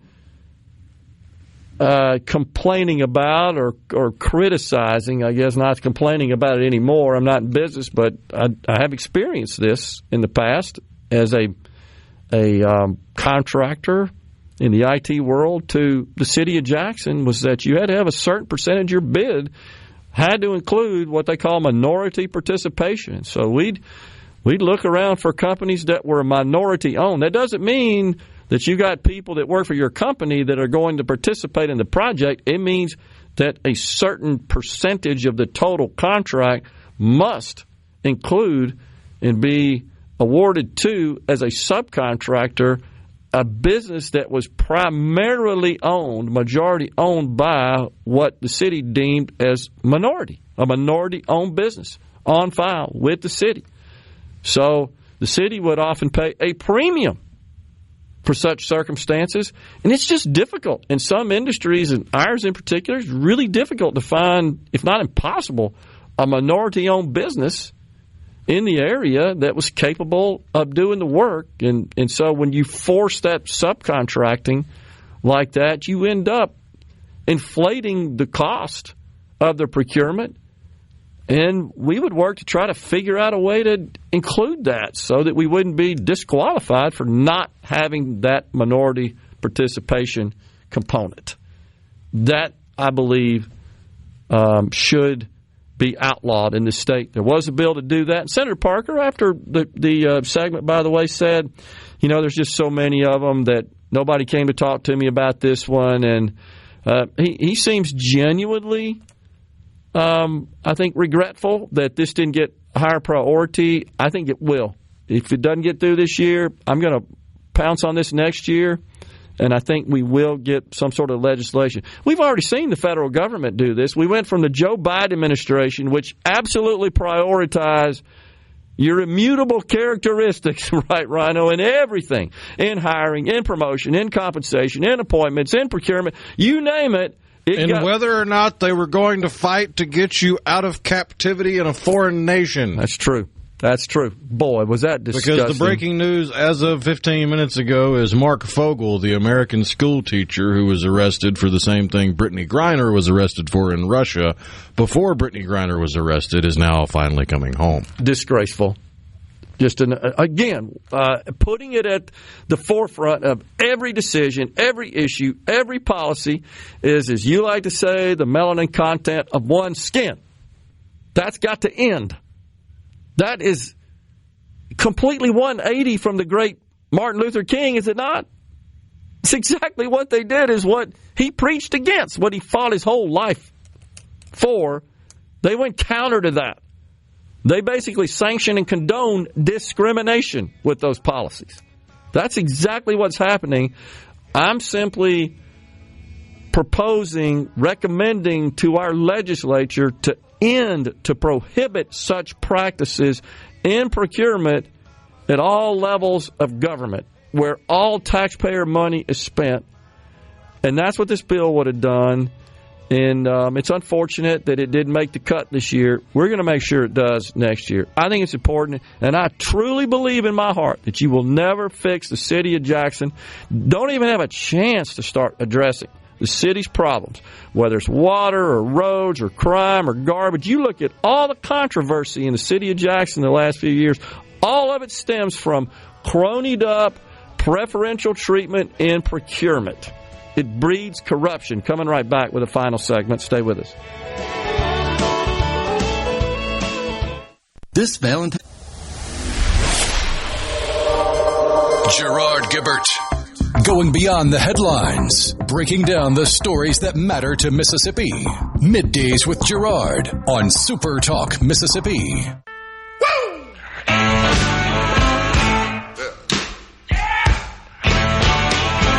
Now, when I was a young boy, at the age of 5, my mother said I was gonna be the greatest man alive. But now I'm a man, way past 21. We are back in the Element Well studio. Sam from Mount Hermon. Gerard, I think Trump actually created an advisory board rather than a department, although he may call it a department, and therefore Congress doesn't have to approve it because there's no salary attached to this board. Sam, I really never talked about that. What I was talking specifically about was presidents creating agencies such as USAID, such as the Department of Education, and then presidents with executive orders abolishing them. The so-called Department of Government Efficiency, I get it. I think that's perfectly fine. Hire an advisory board. Now, they're not spending money on it. I would stop short of saying I think the president should have the ability to authorize funds to pay such a third-party advisory board. I also would say that such advisory board, they don't make laws, they don't make policies, but the president can through executive orders, and of course the Congress does, and they can submit recommendations, and those different parties can act on those. I think that's perfectly legitimate. So I wasn't complaining about that whatsoever or criticizing that. Rather, I was saying I just don't think a president ought to have the ability to write an order and stand up an agency, which is what we did, right, with USAID and I believe the Department of Education. Oh, yeah, Department of Energy, Department of Homeland Security. I disagree with that. That's all. In fact, the people that they got their panties in a twist over DOGE. have failed to realize that if Obama hadn't developed his United States digital service to go after all of his enemies online, then Doge would have been a little bit harder to stand up. All they had to do is rename it. Instead of the United States digital service, it's Doge. Thanks, Obama. There you go. Well, so I think that creating agencies, and I'm not saying Doge is one, I get it. It's not an official agency. It's receiving no appropriated money from Congress. It serves as a consulting, a third-party advisory capacity. I think that's perfectly fine. I really do. No issue with that whatsoever. In fact, we probably need maybe more of that for certain parts of government. I think that's perfectly legitimate. But the Department of Education and the USAID and what'd you say, energy, I know there's others in the past. Pretty much the majority of the cabinet not set aside by the Constitution or the Bill of Rights. I don't know. I just feel like that the Congress ought to have a say in that, not just one person. That's all. And so I'm glad to see Donald Trump taking action, and he's talking pretty seriously right now about eliminating the Department of Education through an executive order. Then the lawyers come out of the woodwork. Can he do that, right? And that's what's happening in this country right now. Every move he makes, there are lawyers that come forward or groups that get lawyers that come forward. No, you can't do that because their gravy train is ending, is mostly what that's about. And the Congress, in my view, shouldn't fund such organizations that a president just signs an order to create. That just shouldn't be. That's how we got $36 trillion in debt. Stuff like that. Mike in Richton says, so who or where did the misunderstanding of the bill, talking about this bill filed by Senator Parker, if it didn't strip authority? I really can't answer that, Mike. We're talking about the Senate bill. Senator Parker, who was just on the show, had introduced. He killed it, by the way, himself on the floor last week. I think that based on his conversation, my belief is, our conversation with him, that he's not through with this issue, that he believes that the bill could be improved. And so I don't really know where this narrative came from that this bill would essentially strip the authority of the state auditor. I can tell you it would not. It absolutely would not. State auditor still has the ability to investigate, perform investigative functions to determine areas where operations could be eliminated within the agency complex of Mississippi, could be streamlined, could be consolidated, could be improved. All that still available to the state auditor. When it comes to procurement, I do have some problems with any state agency that has the authority to spend $2 million of taxpayer money without any sort of oversight and review, even though they do conduct a full-blown RFP for such procurement. We have a procurement review board. I'm trying to push the legislature to eliminate all of these exemptions from competitive bidding. You heard us just talk about that. To eliminate those, especially these ancient personal services statutes, which allow public sector entities to buy accounting and insurance and legal and engineering services without competitive bidding. No, we shouldn't have that. That breeds corruption, especially at the municipal and the county level. We should repeal all of those statutes, including that where the state auditor could leverage. Well, we're out of here today, but we're back again with you tomorrow. Until then, stay safe and God bless everyone.